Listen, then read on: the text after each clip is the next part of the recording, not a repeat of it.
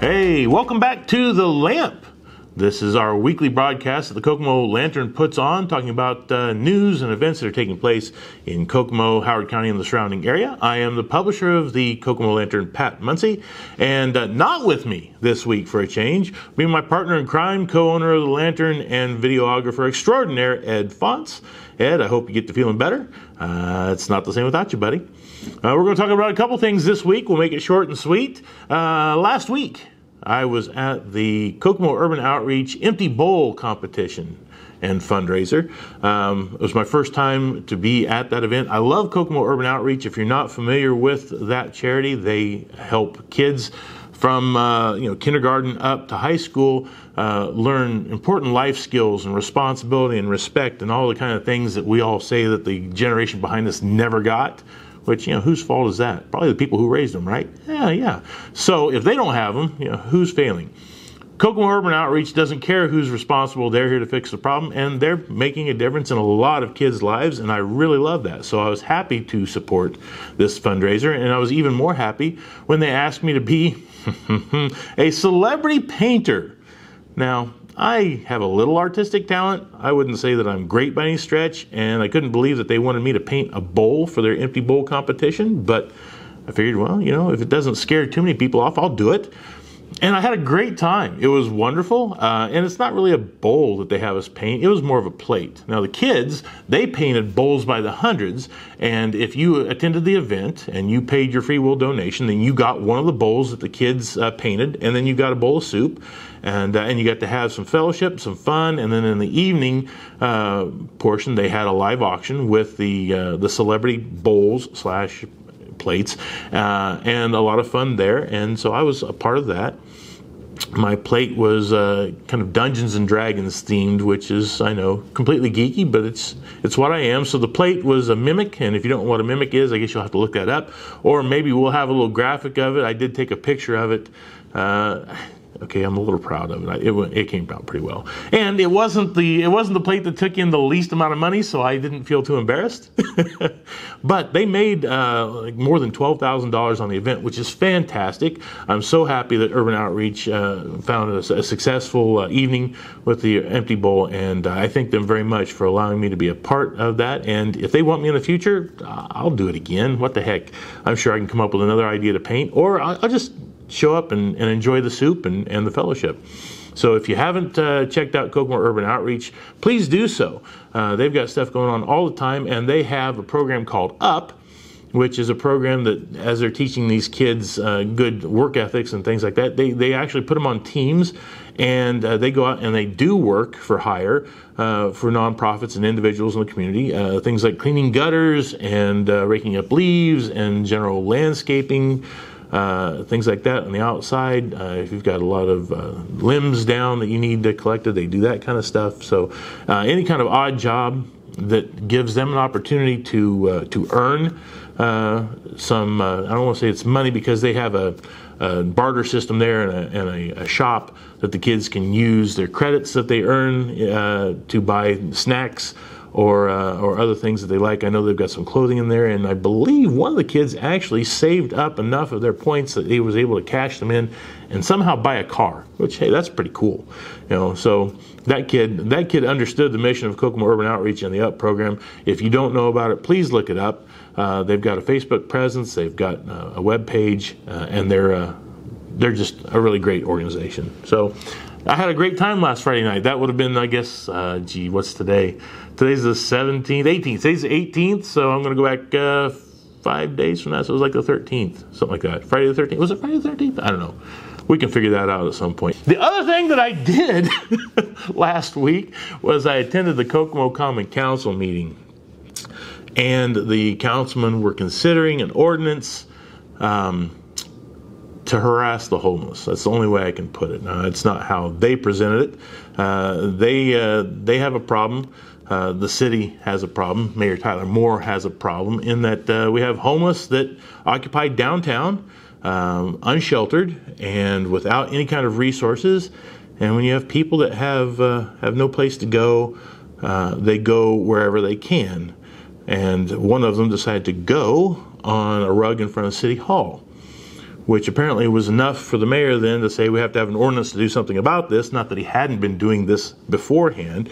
And so the ordinance would allow city crews to move the homeless if there's a place that they can move them to, and take their things and put them in storage for up to 60 days, which I guess is an improvement over what they did before, which was just load them up into a dump truck and throw them away while the people watched them do it, which was so humane. So now we're going to codify the behavior. We're going to save this stuff for 60 days before we throw it away. And if the homeless don't agree to move out of a public place willingly, they can be arrested for trespass. So they don't have a place to go. You drive them off of public land, and if they don't go, you arrest them and put them in jail. So you're criminalizing homelessness. I don't think that's the message that we really need to be sending, but it's the message that the city of Kokomo has decided to embrace. And you can decide whether or not you agree with that or not. I can tell you that I don't. I don't agree in taking a homeless person's belongings, such as they are, and throwing them away. I don't agree with the way that we treat our homeless here. We don't have enough shelter space. If you try to move a homeless person and there isn't a shelter to go to, you're breaking the law. And I don't know that the city of Kokomo needs to be in that business.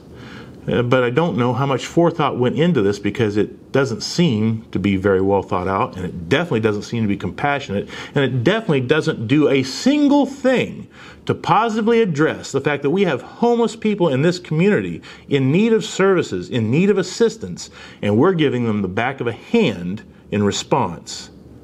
Now that is wrong. And Mayor Moore, if you're watching this, you are wrong. This needs to stop. City Council, you will vote for this next Monday. I encourage you to vote no, because ethically and morally, this ordinance has no place in our government, in our community. And you are propagating then a system of oppression.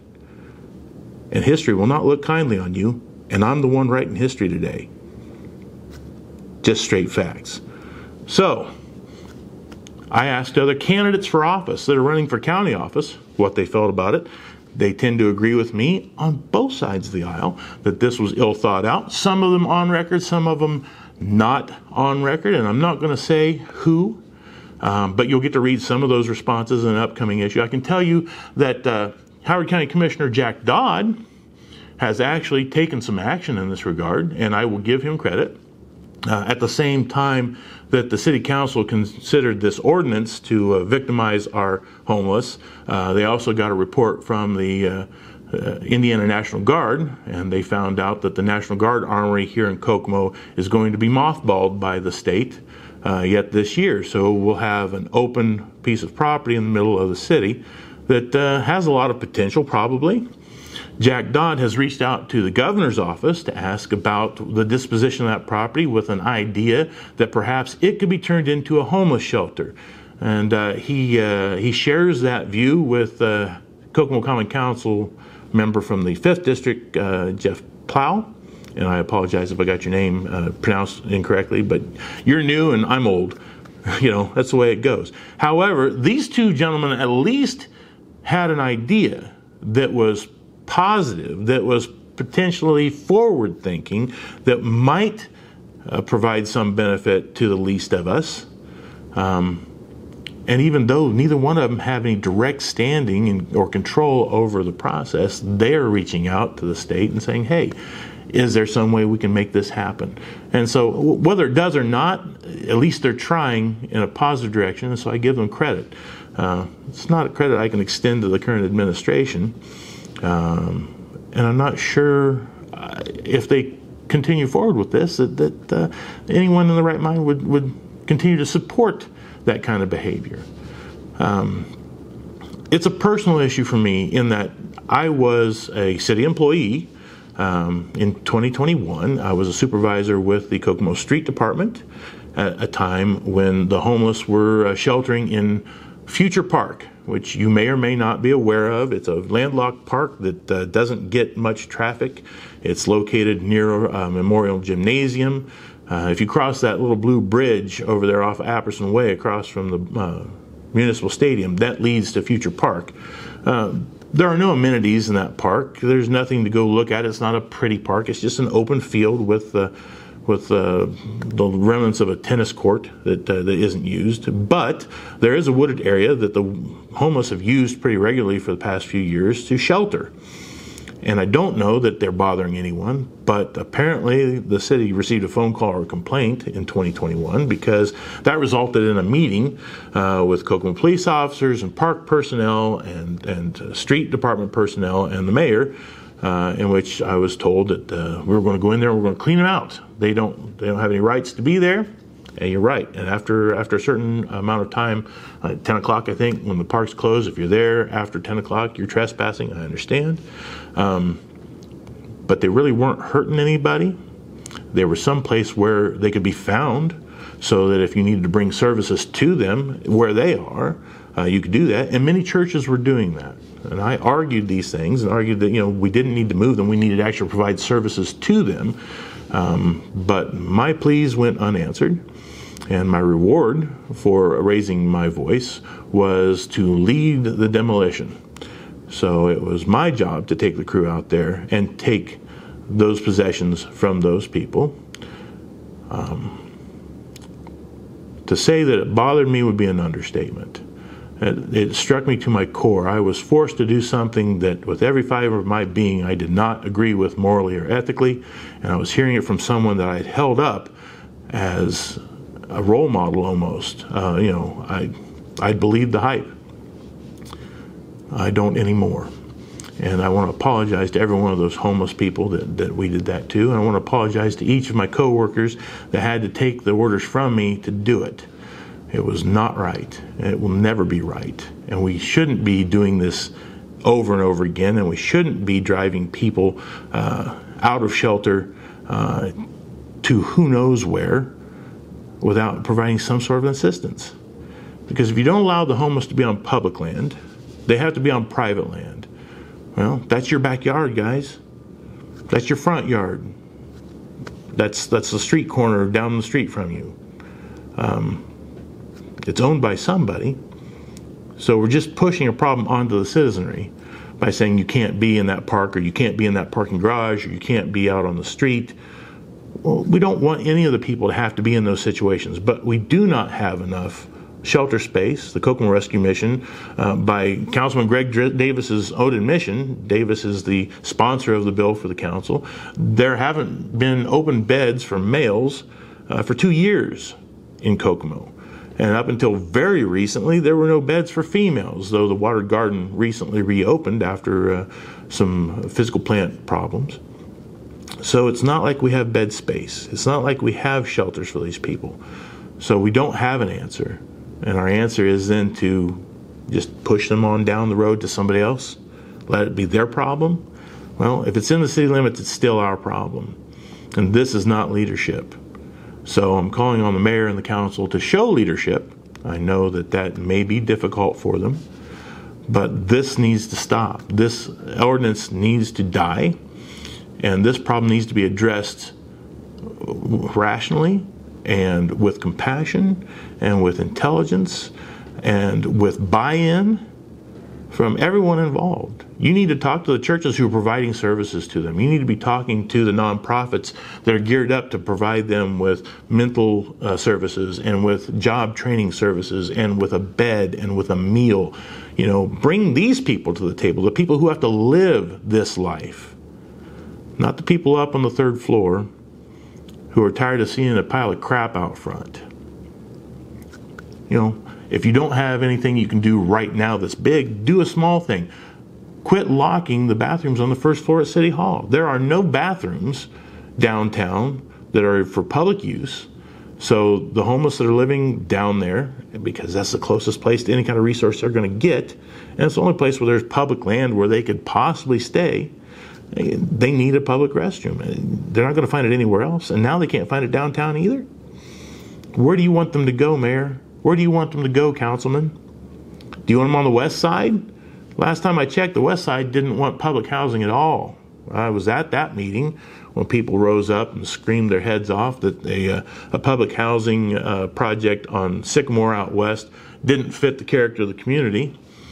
Well, if that doesn't, people without a home at all sure aren't going to fit your community either. So, if they start migrating out west, I assume that you would call the mayor. If they migrate south or north or east, anywhere but downtown onto somebody's property, I'm sure you're going to call the police. You don't want people squatting on your land. But they're still here. They don't just suddenly go away because you don't like them or you don't want them or they're a problem. You have to deal with this. So, leaders, deal with it. Don't give me something to make somebody happy for 5 minutes. Make it look like you've solved a problem. Put a camera in a stairwell so you can watch a guy take a crap. And then hope that you can get an officer to go stop them before they pinch it off. I don't get it. I mean, that's just throwing bad money at a situation. So, you're 0 on this one. Haven't even foul tipped the ball. You're completely striking out, and it's time for a change. So get it together, figure something out. Give me a call. I do have solutions. I'm not elected to have one, but I've got one. It's not going to be popular. It's not going to be cheap. It's not going to be easy, but it'll do the trick. I doubt I hear from you. So good luck. I'm not letting up. We'll talk to you again next week. This is The Lamp.